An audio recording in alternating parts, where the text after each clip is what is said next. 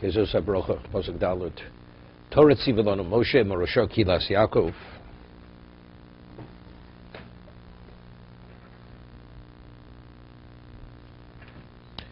Over here, the Seforno says, what does it mean? Morosho Kilas Yaakov.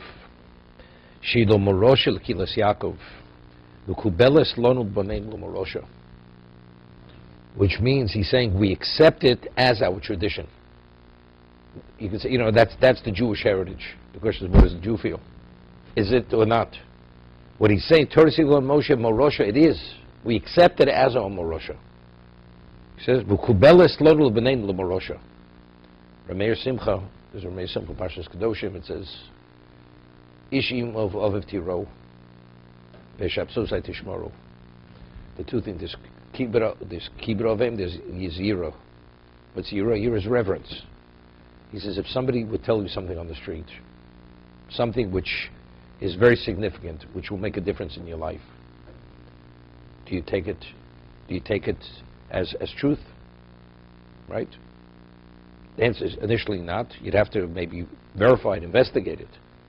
But if your parent who raises you tells you something, and you're raised properly, you will believe it.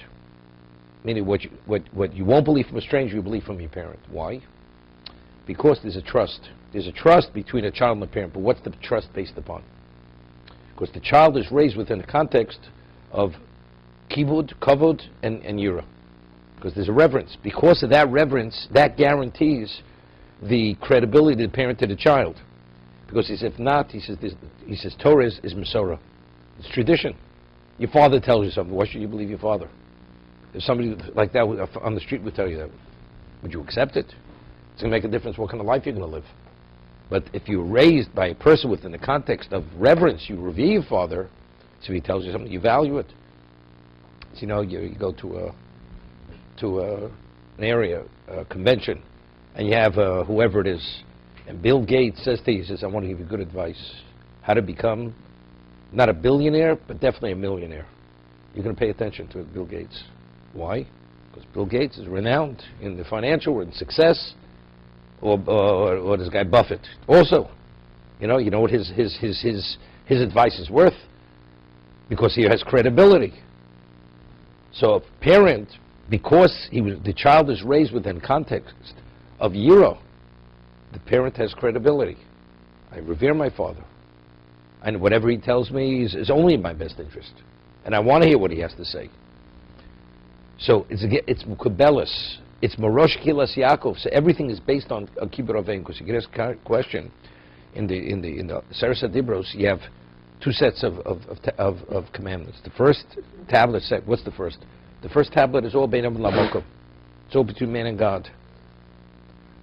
Right? Not to be an idol, to believe in God. Shabbos, and the second one is murder. So Kibbur Avim is in the first. It's not in the second. Why? The answer is because unless you have Kibbur Avim, the first means nothing. The first only has value if it's based on honoring a parent.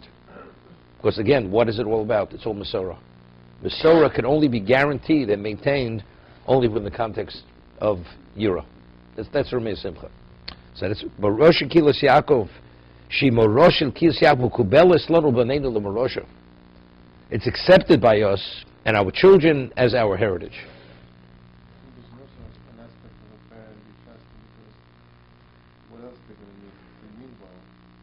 Was they mean it best? Yeah, but today children, if a child calls his father by his first name, when they talk about, they take till the child's 6 years old maybe. The moment the child has any degree of independence, the father, what's his value? Unless it has financial value, child, the parent means nothing.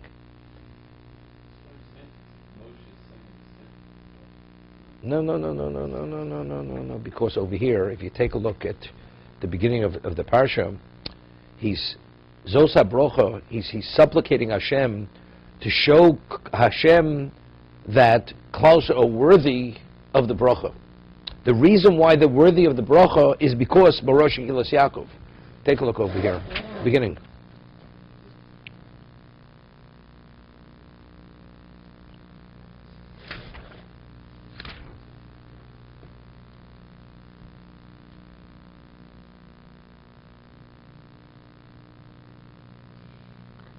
He says, "Shevach shepos Russian in Pasuk Beis, with the praise that he had given Hashem, which he opened with Yeshbas Koros Chus Yisrael."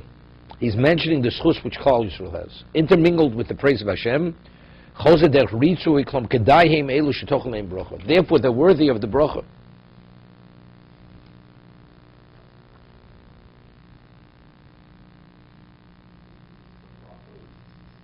No, this is a statement. This is a statement. No, we didn't get to the bracha yet. No. What? Well, the euro means both. You don't sit in your father's seat or your mother's place. You don't. That's reverence, right? Kavod is you go and you help your parents. That's respect. I respect you, but respect also concludes that respect also is because a person reveres a person, because you value that person. Kavod has to do with your feeling of love. My parents have what to eat. I will feed them, clothe them, help them get up, so on and so forth. That's respect. That's kavod. Yira is not to interrupt the conversation. Your parent is speaking. Don't interrupt the conversation. Although we call it, it's not respectful. But why? Somebody else's conversation. You may, or you disagree. You shouldn't openly disagree with your parent. You know, you have to say it in a way where it's more respectful. But that's reverence. Vayi B'Shurin Melech. When Vayi B'Shurin, what is the meaning of B'Shurin?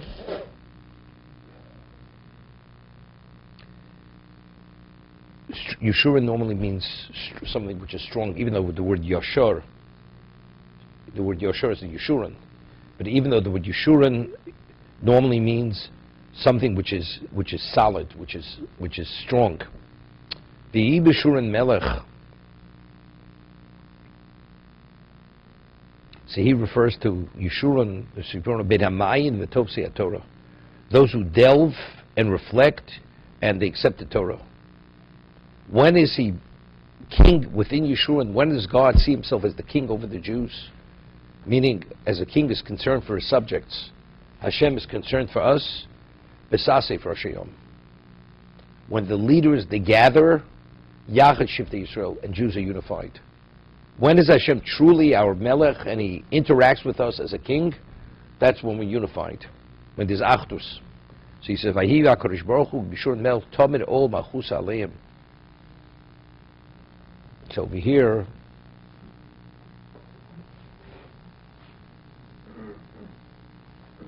he asks a question, the Osik Chomim. I mean, it says, Varei Malchusa B'Kol Masholah. It says God's kingship rules over everything, not only over the Jews, even over the world, other nations. So, Harei Malchusa B'Kol Masholah. He says, V'chein L'Mlucha L'Kodesh Baruch Hu Yisrael. Kodesh Baruch Hu is what, only king over the Jews? He's king over all the nations. V'chein Pirish Ol Malchuso. B'Shurin Melech means we accept the burden, the yoke of his kingship. Pirushem Kfufim Lo Tomid L'Kaim Kol Mitzvahs Shegoz Aleim. So again, this is praise. Again, this is part of the supplication. Who are we? We're the ones who accept his yoke, that we're always subordinated to him and willing to do his will. That's what Moshe is saying. V'sasiv Roshom Cholosasiv Roshi Cheshbon Asifosom Sisis Rosh Ruyin Elu Shavorchem. They're deserving of the bracha. He's saying to Hashem, these people are deserving of the bracha. Sasib Sasvum Yachba Gura Achas. When Jews are united and unified, the Shalom Beinayim, there's peace among them. Hu Malcolm, that's when Hashem's our king. When we're unified, there's ping among them. Lok Sheish Machlokes Beinayim. But not when we're divided, we're fractionalized. Good?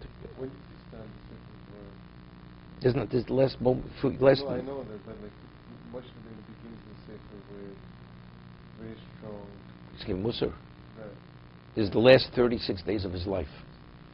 Right. And Devarim started the last 36 days of his life. So within 36 days he starts with this Sefer so strong. And He's giving them Musar. Well, he's not giving. Now he's giving them a bracha. This is the bracha, the last moments of his life. He's giving Klausel. But he says, as much as he wants to give him bracha, Hashem has to be willing to allow the bracha to take effect, so they have to be worthy of the bracha. So if there's midas harachman, they're going to be worthy of the bracha. So he's putting them in the most positive light, that they should be worthy of the bracha. Which is to be consistent with what he said, the text and the testing and all that stuff, and give this word certain minute. Doesn't make a difference. When you give a person musaf, what do you give a person musaf for? That for the person, not for you to tell him that the person should appreciate his shortcomings to make the corrections, despite his potential of being outstanding. Let's see.